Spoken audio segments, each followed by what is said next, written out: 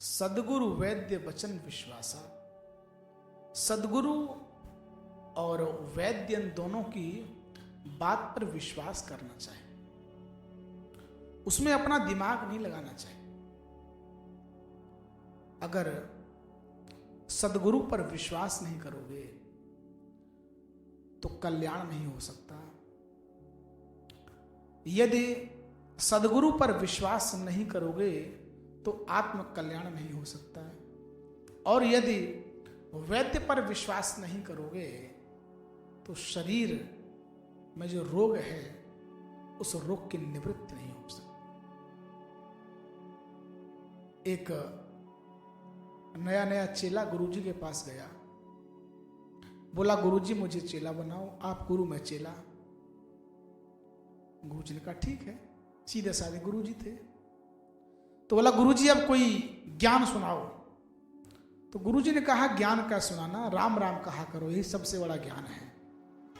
चेला बोला रे गुरुजी राम राम तो सब कहते हैं। तो गुरुजी बोले रामचरितमानस पढ़ा करो। चेला बोला गुरुजी वो तो सब पढ़ते हैं। फिर बोला और पूछा कोई ज्ञान सुनाओ। तो गुरुजी बोले गीता। बोले हाँ ये थोड़ा ठीक है। तो गुरुजी ने कहा ठीक है, आज हम तुमको गीता का महात्म्य सुनाएंगे, गीता कल। ठीक है गुरुजी कोई बात नहीं। अब गुरुजी ने महात्म्य सुनाना प्रारंभ किया। सर्वोपनिषदो गावो दोग्धा गोपाल नंदनः। जितने भी उपनिषद हैं सब गाय हैं और उनको दुहने वाले भगवान श्री कृष्ण हैं। अब चेला कहे वाह गुरुजी वाह। तो गुरुजी को भी आनंद आए, तो गुरुजी भी सुनाने लगे। 2 घंटे सत्संग चला है। सत्संग के बाद गुरुजी ने पूछा कि कुछ समझ में ना आए तो पूछ लो। चेला बोला गुरुजी हमें समझ में ना आए, आप कम समझाते हम ज्यादा समझते हैं। गुरुजी बोले हम ही तुमको नहीं समझे, लेकिन अब गुरुजी आप कह ही रहे हो तो बस एक एक अक्षर आपकी बात समझ में आई, बस एक बात समझ में नहीं आई। बोले क्या? तो चेला बोला गुरुजी आप कह रहे थे कि सर्वोपनिषदो गावो दोग्धा गोपाल नंदन। तो वो 2 गधा कौन थे? गुरुजी ने माथा पीटा और कहा, चेला बोला जो गुरुजी आपने बताया नहीं। तो गुरुजी बोले एक तुम और दूसरे हम। कैसी समझ है? अगर ऐसी समझ करोगे तो अपना आत्म कल्याण कर पाओगे। गुरुदेव की बात पर विश्वास करो, जो कह दें जैसा कह दें विश्वास रखो। और वैद्य, एक मरीज डॉक्टर साहब के पास गया, बोले डॉक्टर साहब बड़े बीमार हैं। डॉक्टर ने कहा कि दवाई ले जाओ, दवाई खाओ कुछ दिन, लेकिन हल्का भोजन करना। अब मरीज ने अपना दिमाग लगाना प्रारंभ किया कि हल्का भोजन। सोचने लगा कि पानी से हल्की मिट्टी, कि पानी मिट्टी डालते हैं तो मिट्टी नीचे बैठ जाती है, पानी ऊपर रहता है। समझा, मिट्टी से हल्की पानी है, मिट्टी से हल्का पानी, और पानी पर तैरता है घी और तेल। सोचा कि पानी से हल्का घी और तेल, और सोचा कि घी और तेल पर तैरती है पूड़ी कचौड़ी। सोचा तेल से घी से हल्की पूड़ी कचौड़ी। तो आप ही बताओ, अगर मरीज पूड़ी कचौड़ी खाएगा तो मरीज बचेगा कि मर्ज बचेगा? तो वैद्य की बात पर भी अपना दिमाग नहीं लगाना चाहिए। जो वैद्य कह दे, जो नियम बता दे, जो परहेज बता दे, वही करना चाहिए। उसमें अपना विवेक, अपनी बुद्धि का उपयोग नहीं करना चाहिए। इसलिए गोस्वामी जी कहते हैं सद्गुरु वैद्य वचन विश्वासा। इन दोनों की बात पर विश्वास करना चाहिए, भरोसा करना चाहिए। भाग्य से भोग मिलता है और भाव से परमात्मा मिलते हैं, लेकिन अपने कर्मों का फल तो भोगना ही पड़ता है। हम लोग सोचते हैं कि बुरे कर्म करें हम, फल भोगे कोई दूसरा। सत्कर्म पुण्य करें हम, और फल भोगे हम खुद, ऐसा नहीं है। चाहे बुरा करो या अच्छा, जो कर्म करता है फल उसी को भोगना पड़ता है।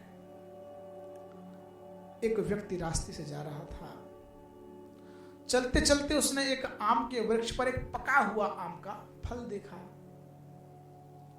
तो सोचा चलो इसको तोड़ लें। चल करके गया, फल को तोड़ लिया।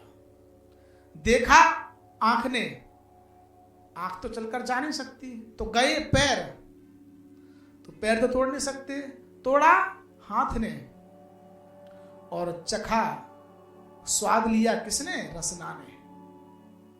और रखा किसने? पेट ने। देखा आंख ने, गए पैर, तोड़ा हाथ ने, चखा रसना ने और रखा पेट ने। और इतनी देर में आ गया बगीचे का मालिक, दबे पांव आया, 4 डंडे पीठ पे लगाए। अब ये बात समझ में नहीं आई कि कर्म करे कोई और पिटे कोई और। देखा आंख ने, गए पैर, तोड़ा हाथ ने, चखा रसना ने, रखा पेट ने और पिटा पीठ। तो कोई महात्मा किसी महात्मा को सुना रहे थे, तो महात्मा ने कहा थोड़ा और आगे बढ़ो। बोले कैसे? बोले जब पीठ पर डंडा लगा तो दर्द हुआ, तो आंसू कहां से निकले? बोले आंख से। बोले बस। और शुरुआत किसने की थी? आंख ने। तो कितना भी चक्कर लगा के आओ, लेकिन फल उसी को भोगना पड़ता है जिसने कर्म किया होता है। चक्कर चाहे जितना काट लो। इसीलिए हमको सत्कर्म करना चाहिए, पुण्य करना चाहिए, विवेक पूर्वक बुद्धि युक्त होकर हमको सत्कर्म करना चाहिए। नहीं तो अगर पाप करेंगे तो उसका फल भी हमको ही भोगना है, कोई दूसरा भोगने नहीं आएगा। इसलिए सत्कर्म करो, पुण्य करो, धर्म करो और शास्त्रों का चिंतन करो। यही हमारे मानव जीवन का मूल श्रेय है। 2 मित्र थे, एक का नाम था रामू, एक का नाम था श्यामू। दोनों मित्र मिठाई के बहुत शौकीन थे। तो सवेरे सवेरे मन किया कि चलो जलेबी खाया है, लेकिन पैसा दोनों में किसी के पास नहीं। तो सोचने लगे कैसे खाएंगे। तो रामू बोला खाएंगे नहीं तो कम से कम बनती तो देख लेंगे। चलो देखने में क्या हर्जा है, देखने में कौन से खर्चा लगते हैं। ठीक है चले गए। और जब गरम गरम जलेबी बन रही थी, दोनों खड़े खड़े देख रहे थे। रामू से नहीं रहा गया, दुकान पर सेठ जी के पास आया, बोला कि जलेबी क्या हिसाब दी सेठ जी? बोले 20 रुपए किलो, 5 रुपए की 250 ग्राम। तो रामू बोला 250 ग्राम दे दो। पैसे तो बाद में मांगता है, पहले तो मांगेगा नहीं, पहले तो जलेबी खा ही लेंगे। जलेबी ले ली, खाने बैठ गया। अब शामू से रहा न जाए, वो सोचने लगा कि पैसे इसके पास भी नहीं है, पैसे हमारे पास भी नहीं है, तो हम भी खा ही लेते हैं, जो इसका होगा सो हमारा होगा। तो शामू पहुंच गया। सेठ जलेबी कैसे दी? बोली 5 रुपए की 250 ग्राम, 20 रुपए की 1 किलो, और 250 ग्राम दे दो। शामू ने भी ले ली। जब तक रामू खा चुका था, रामू सेठ जी के पास है, बोला 5 रुपए वापस दो। बोले काहे के 5 रुपए? बोले आते तुमको 10 का नोट दिया था, नहीं दिया था? बोले 10 का नोट? बोले हाँ। अब सेठ कहे नहीं दिया, रामू कहे कि दिया। अब शामू जब तक जलेबी खाई रहा था, उसने बैठे बैठे कहा सेठ जी आप दोनों के झगड़े में मेरा 10 का नोट तो याद रखना। सेठ बोला गड़बड़ी 2 की तो नहीं हो सकती, 1 की तो हो सकती है। तो सेठ बैठा बैठा बोला हाँ हाँ तुम्हारा 10 का नोट तो याद है, पर इसका याद नहीं है। अब ये बोले कि मैंने दिया, और सेठ बोले मैं नहीं दिया। अब बोले कैसे बात, भीड़ इकट्ठी हो गई। तो बोले भाई ये तुम्हारा मित्र है, तुम कसम खाओ। शामू ने कहा देखो भाई हम किसी झगड़े में पड़ते तो है नहीं। शामू बोला कि वैसे तो हम किसी के झगड़े में पड़ते नहीं हैं, लेकिन अगर कहते हो तो तुम चाहे जिसकी कहो, गंगा की, जमुना की, भगवान की, चाहे जिसकी कसम खाओ हम खा लें। बोले खाओ। बोले जिस प्रकार 10 का नोट मैंने सेठ जी को दिया, ठीक उसी प्रकार रामू ने भी दिया। इसका मतलब न इसने दिया न हमने दिया। तो बात कही कि नहीं कही? अब बताओ, सच कह रहा है झूठ कह रहा है? बात तो सही कह रहा है कि ना इसने दिया ना मैंने दिया, लेकिन झूठी बात को भी सच्ची बनाकर कह रहा है। तो यही हम लोगों की स्थिति है। हम अपने स्वार्थ के लिए, अपनी इच्छाओं की पूर्ति के लिए हम झूठ को भी सच्चा बनाकर कहते हैं, लेकिन उसका जो परिणाम होता है, दूरगामी जो फल होता है, वह हमारे लिए बहुत हानिकारक होता है। इसलिए हमको विवेक पूर्वक कार्य करना चाहिए, सत्य बोलना चाहिए, असत्य को त्यागना चाहिए। अगर हम सत्य बोलेंगे, धर्म का आचरण करेंगे, पुण्यार्जन करेंगे, तो हमारे कल्याण में कोई संदेह नहीं है। अंत में चर्चा आती है वैराग्य की। वैराग्य बिना भगवत कृपा के हमको प्राप्त नहीं हो सकता,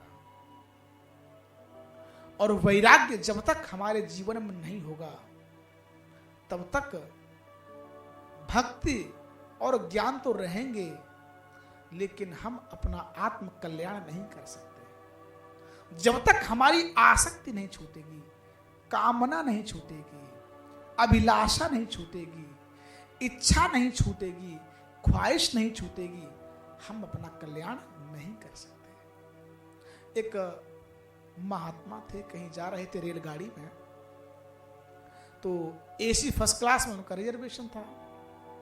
बैठ गए, 4 बैग थे उनके पास, अपने बैगों को ऊपर रख दिया, नीचे सीट पर अपने पर बैठ गए। अगले स्टेशन पर एक सेठ जी थे, वो बैठे, अगली सामने वाले सीट पर उनका रिजर्वेशन था। उनके भी 4 बैग, वो भी अपना बैग 4 ऊपर रख दिए और नीचे बैठ गए। महात्मा को देख करके सेठ जी बोले कि ये महात्मा है, महात्मा को तो जंगल में रहना चाहिए, भगवान का भजन करना चाहिए। ये देखो एसी फर्स्ट क्लास में रिजर्वेशन है, 4 बैग रखे हुए हैं, ये कि महात्मा है? महात्मा चुपचाप बैठे बैठे सुन रहे थे, कुछ नहीं बोले। कोई बात नहीं। अगले स्टेशन पर गाड़ी रुकी तो महात्मा जी उतर के नीचे वो बेंच होती हैं बैठने के लिए, उस पर जाकर बैठ गए। इशारा किया, सेठ जी को बुला लिया, बैठ गए। फिर सेठ जी चर्चा करने लगे कि महात्मा का काम नहीं है ये एसी फर्स्ट क्लास में घूमना, 4 बैग आपके 4 बैग हमारे, एसी फर्स्ट क्लास में आप, एसी फर्स्ट क्लास में हम में और आप में अंतर ही क्या है? बस कपड़ों का अंतर है।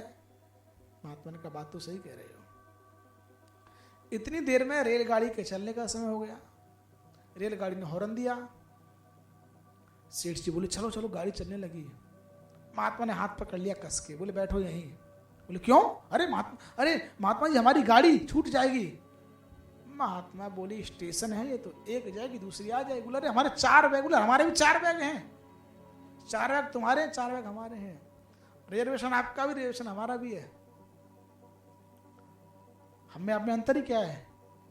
सेठ जी बोले अरे नहीं बहुत अंतर है, बहुत अंतर है। बताओ तो क्या अंतर है, बता तो चलेंगे। तो सेठ जी ने कहा कि बस इतना अंतर है कि आप एक क्षण में त्याग कर सकते हैं और हम सारी जिंदगी त्याग नहीं कर सकते।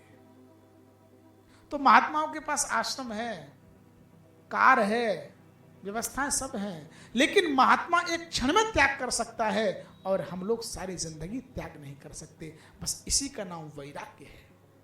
संसार में रहो, स्त्री पुत्रादि सब में रहो, लेकिन उनमें आसक्ति न हो, उनसे वैराग्य रहे, उनके पीछे पीछे हम पड़े रहें, उनमें आसक्ति बटोरे रखें, ये गलत है। वैराग्य पूर्ण जीवन होना चाहिए। और जब तक भक्ति, ज्ञान और वैराग्य ये तीनों जब तक हमारे अंदर नहीं होंगे, हम अपना आत्म कल्याण कभी नहीं कर सकते। इसलिए इन तीनों की आवश्यकता है। भक्ति महासागर चैनल को सब्सक्राइब करें और बेल आइकॉन दबाएं।